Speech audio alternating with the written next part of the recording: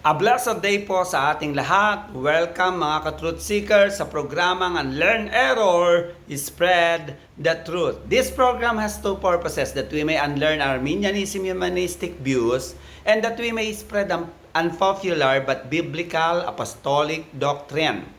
Pinag-aralan po natin yung error number 1, Religion Saves Part 4 na po tayo. Reasons why religion saves is error. Napag-aralan na po natin yung number 1 to number 7, bakit ang religion saved is error. Number 9 na po tayo.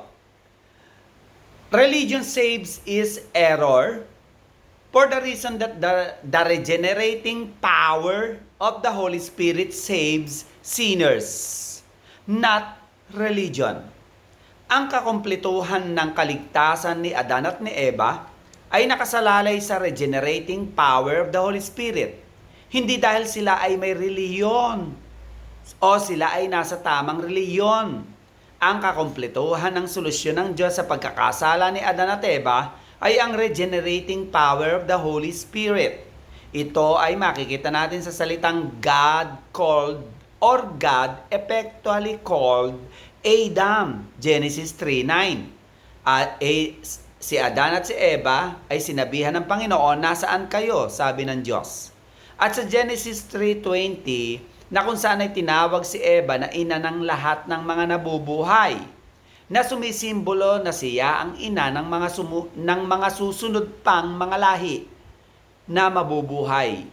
Ngunit ang salitang ina ng lahat ng mga nabubuhay ay sumisimbolo higit sa lahat sa usapin ng regeneration o pagbuhay ng Diyos sa espiritu ng mga hinirang niya na si Eva bilang may binuhay na espiritu o regenerated ay sumisimbolo na ina ng mga spiritually regenerated people of God. Kung ang redemption, justification, adoption ay nangyari in eternity, hindi pa tayo nilalalang. Ang regeneration naman po ay nangyayari in time o sa panahon na nag-e-exist na tayo katulad ni Adan at ni Eva. John 3:3-6, Titus 3-5, Ezekiel 36:25-27. Actually, religion has no power to regenerate us.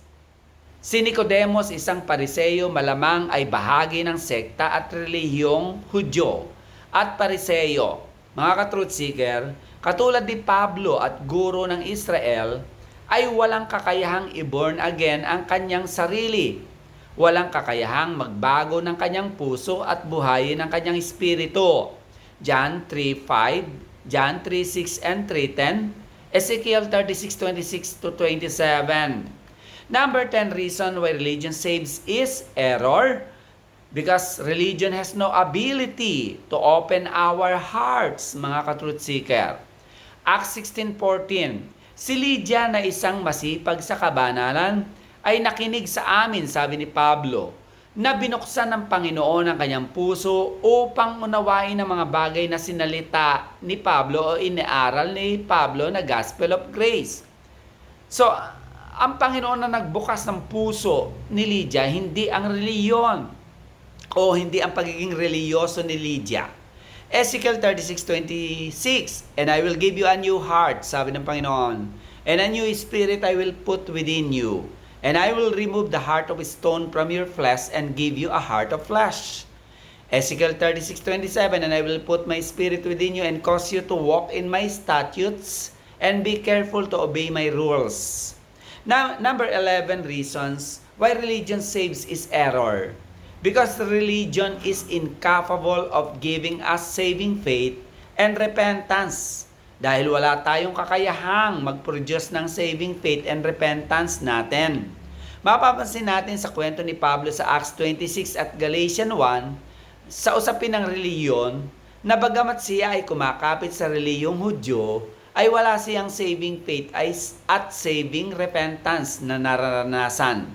Ang alam lang ni Pablo ay ang istriktong sumunod sa palatuntunan ng kanyang reliyon para lang ma-please at matanggap ng Diyos. Para sa kanya, ang pagsunod, disiplina, pagsamba ay mga bagay na makapagbibigay lugod sa Diyos para siya ay maging katanggap-tanggap sa Diyos at para siya ay maligtas sa puot ng Diyos.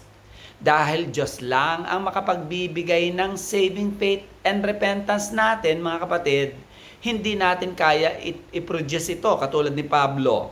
Kung meron man tayong faith katulad ni Pablo, nang hindi pa siya nare-regenerate, yung faith na umiiral kay Pablo ay natural faith, hindi saving faith.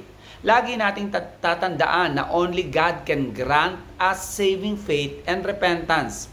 Ang reliyon ay may kakayahang pag-apuyin ang ating natural faith, pero wala itong kakayahang makapagbigay ng saving faith. Napakaliwanag po sa Philippians 1:29, "For unto us it is given in the behalf of Christ, not only to believe on Him, but also to suffer for His sake." Anong pinupunto dito? Binigyan daw tayo ng gift ng Diyos. Ito yung gift of faith at gift to endure suffering. Ang Acts 11:18, ito po ang sabi, that God has granted also to the Gentiles repentance unto life. So binigyan ng Diyos ng saving repentance ang mga hentil, para sila ay magsisi sa Diyos. Relevance and challenge, mga ka-truth seeker. Regeneration produces genuine saving faith and repentance. And saving faith produces good work.